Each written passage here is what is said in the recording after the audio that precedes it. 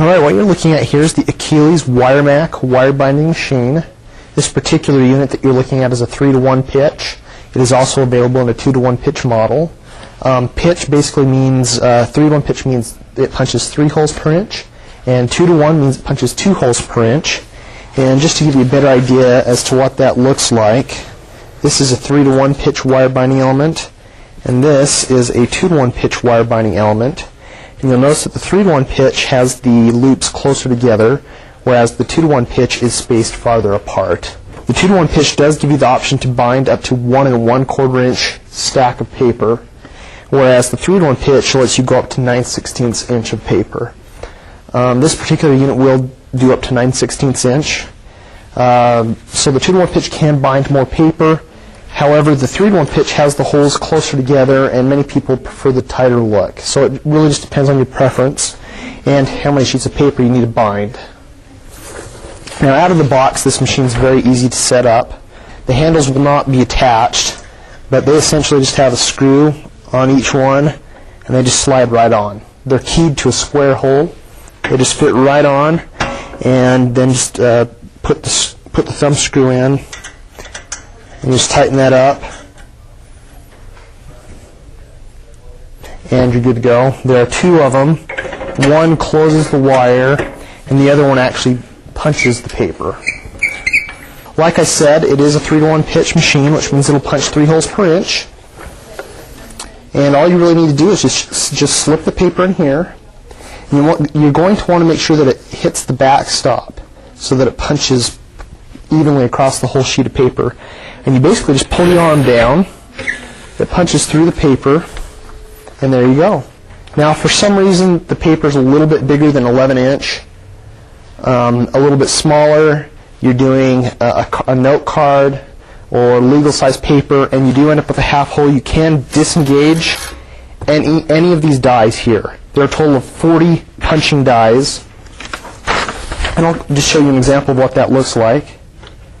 Basically, any of these that you pull out, that particular hole will be disengaged, and it will not punch a hole.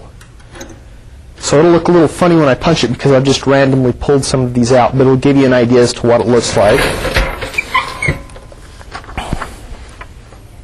And basically everywhere where I pulled out the disengaging die, the hole did not punch. If you don't have the paper fully flush against the back of the back plate here, and if it's just a little crooked, that may be what you're looking at. A crooked bound document that won't look good, and the wire binding element won't be able to go through those holes anyway. It'll fall right back out. Now, after you've been punching documents for a while, there is a catch tray in here that will catch the punched paper.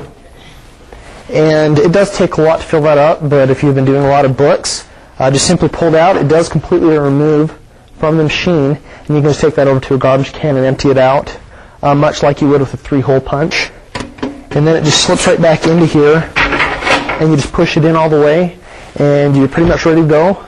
Another nice thing about the Wiremac is it does have an adjustable margin depth. And the green means it is punching pretty close to the edge of the paper. Red means it's punching far into the paper. And we've been punching with the green, so it's almost right to the edge of the paper. And now that I've got it on red, I'll show you just how big a difference there is. Now, if you're not entirely certain as to where you need that margin depth, it's a good idea to start off with green, which is not punching very far, because that's the way most documents are bound. This particular binding machine does have an indicator that will let you know what you need to set that on. And if you push down here, this is spring-loaded, and it has some sandpaper right here to keep things held in place.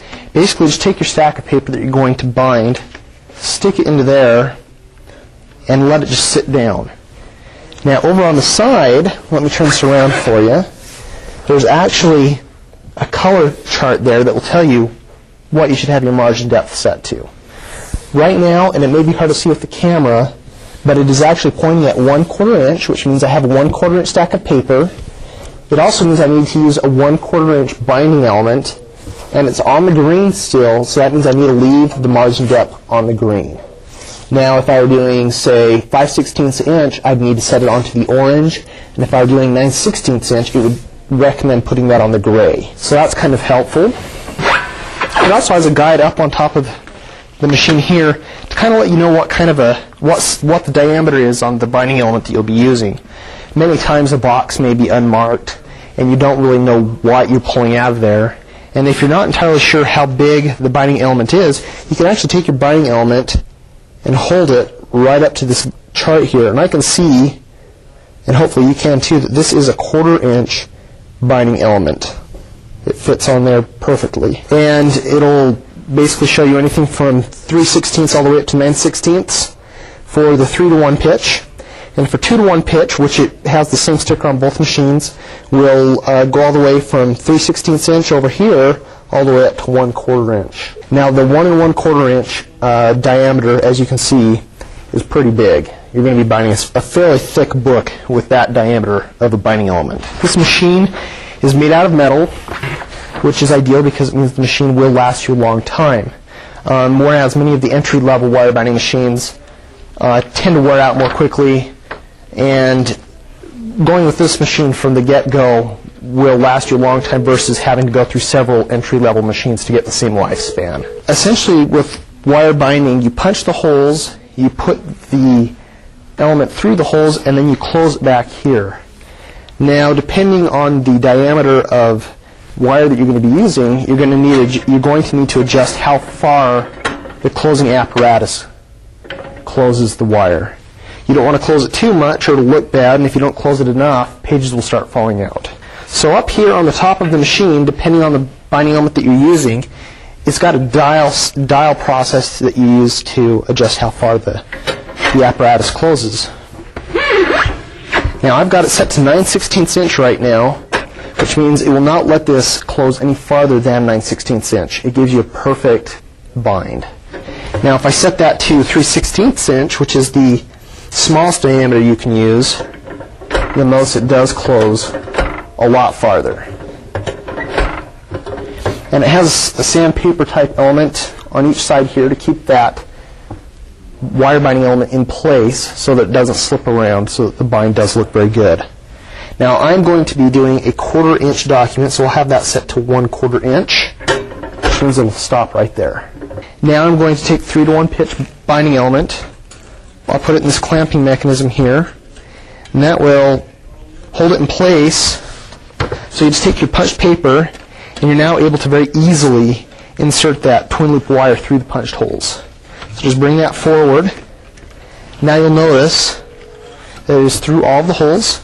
Now what you're going to want to do is just kind of lift up on this spring-loaded mechanism here, and it'll allow you to just slip that right out. You'll want to be careful so it doesn't slip back out of the holes. And then I recommend just tipping it kind of the other direction, keeping that pretty much horizontal, and setting it down into the closing mechanism. Now I've already set this for 1/4 inch, so it should close it up just fine with one pull of the handle. Now as I bring the clamping mechanism on that binding element, you will feel it rest on it, but that doesn't mean that it's closed the wire. You will need to give a little bit of force to finish closing that.